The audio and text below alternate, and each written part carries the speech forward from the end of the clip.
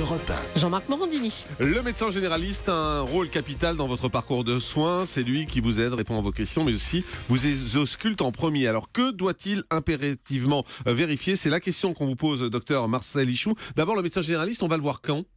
On va le voir normalement régulièrement. C'est-à-dire tous les mois, tous les 2 mois, tous les 3 mois? Non, régulièrement, c'est une fois par an. Ah oui, d'accord. Une fois par an, mais après, ça dépend de l'âge.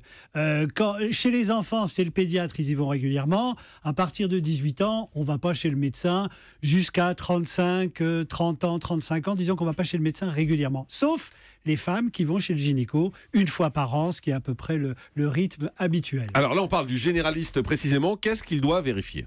Alors, le généraliste, il doit vérifier d'abord, est-ce qu'il connaît le patient? Parce que c'est pas pareil s'il le connaît, s'il le connaît pas. Quel est le profil du patient? S'il a 20 ans ou s'il en a 50, c'est complètement différent. Et il doit vérifier un certain nombre minimal de choses. Alors, allons-y. Interroger son patient. Ça, c'est fondamental parce que le patient vous dira pas spontanément tout ce qu'il a. On est surpris d'entendre, au fur et à mesure de la conversation, des choses qu'il ne nous a pas dites. Donc, il faut lui poser la question.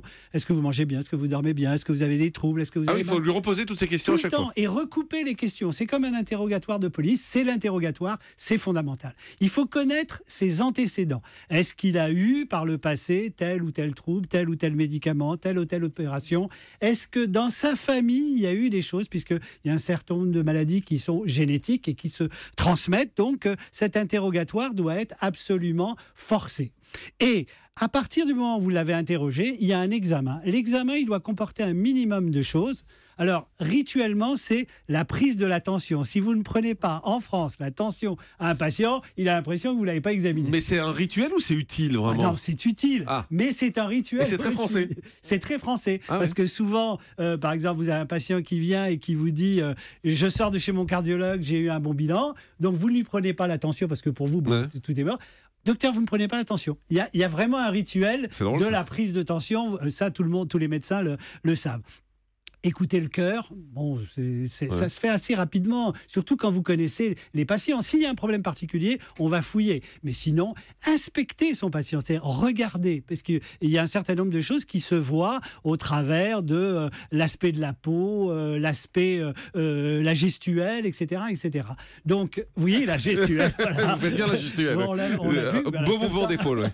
Et après, on adapte l'examen en fonction du cas, de la demande. Mais on vous écoute dans le dos toujours avec le stéthoscope là. C'est pour écouter quoi ça? Ça c'est pour écouter les poumons. D'accord. Et devant c'est le cœur et quoi? Devant c'est le cœur et les poumons aussi. Ah aussi. Voilà. D'accord. Et on vous fait tousser, c'est pour les poumons. Et on vous fait tousser, c'est pour les poumons et pour les bronches. Alors tout à l'heure malicieusement mon camarade à côté Jean-Michel Cohen me disait tu fais un toucher rectal à chaque consultation. Amusant. Non, salle de garde. C'est pour ça. Alors c'est vrai qu'on doit faire dans un bilan, dans un examen d'un homme à partir de 45 ans, normalement un toucher rectal. À chaque fois? Mais pas à chaque fois, donc justement, c'est ça. Ouais. Et malicieusement, Jean-Michel me demandait si je devais le faire. Et des fois, on vous regarde la bouche aussi? On vous regarde les amygdales? Les amygdales, on vous regarde le pharynx, on vous regarde le les dents.